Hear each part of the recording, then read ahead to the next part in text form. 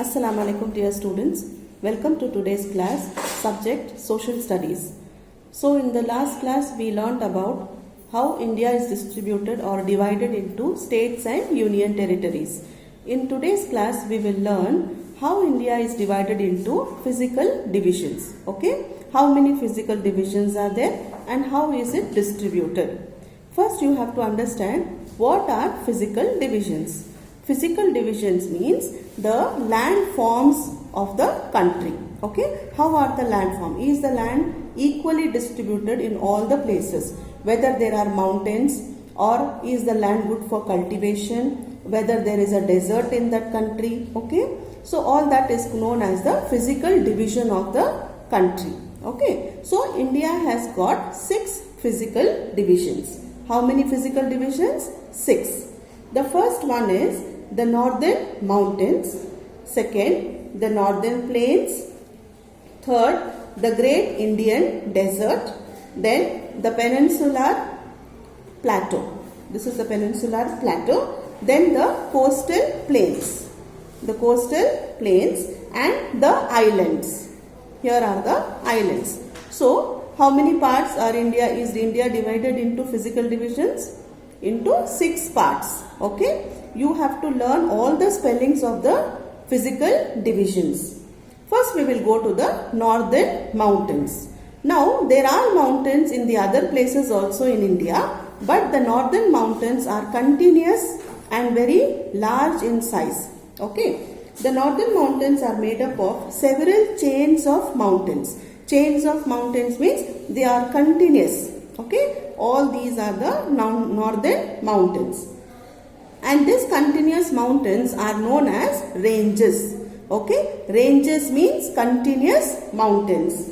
The Himalayan ranges stretch from Jammu and Kashmir and Ladakh in the north. Okay, and it goes up to Arunachal Pradesh. Okay, so it is a long stretch.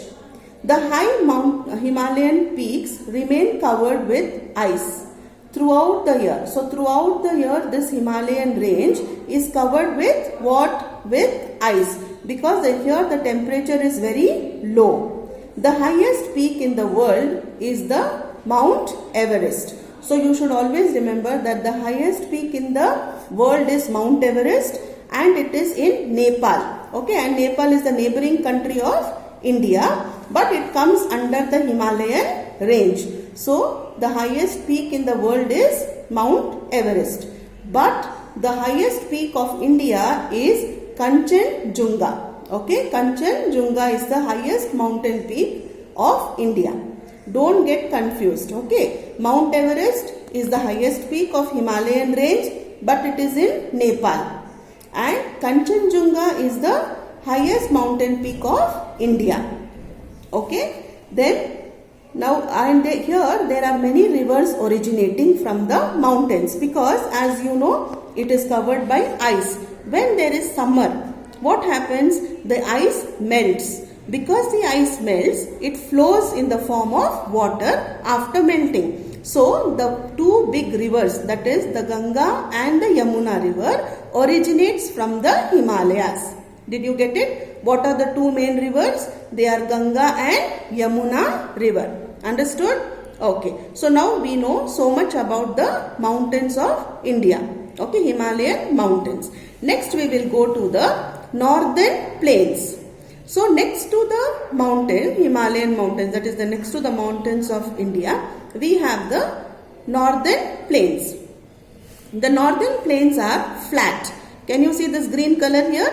These are all northern plains. They are flat region that lie between the Himalayas in the north and plateaus in the peninsular plateau in the south. So in between the Himalayas and the plateau, there is the northern plain. They stretch from Punjab in the north and go to Assam in the east. Okay, so long is the stretch. Can you see this green color? Yes. The 3 river basins in the northern plains are the Sutlej river basin and the Ganga Yamuna basin and central region and the See, remember there are 3 river basins here. First, I will tell you what is the meaning of basin.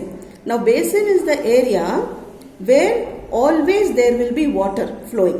Okay, and as you all know that water is required for plants to grow. Now, here in northern plains, because there is lot of water, what happens?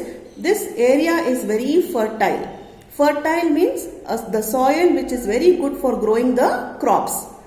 Okay, so this basin, here there are 3 river basins, that is Sutlej river basin, Ganga Yamuna river basin and Brahmaputra basin. Okay, so there are 3 river basins, so that makes the soil very fertile because it is coming just from the mountains. Understood?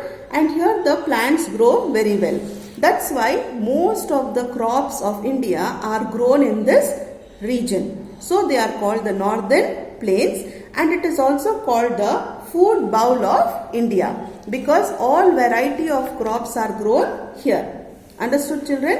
And you all must be knowing what is the meaning of fertile soil.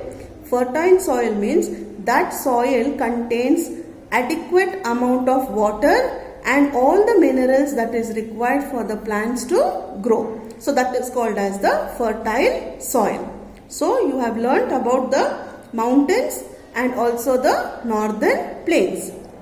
So next we will go to the Great Indian Desert. Okay, so here is the desert of India, and it is mostly in which state? In the state of Rajasthan. Okay, the northwestern part of India has a large desert called the Thar Desert. So the desert of India here is called as the Thar Desert. In India, most of this desert lies in the Rajasthan. Which state? Rajasthan. Okay. And here camels are mostly found because people in the desert cannot walk. It is very difficult to walk in the soil. So the camel is called as the ship of the desert because camel has got long legs and it has padded feet.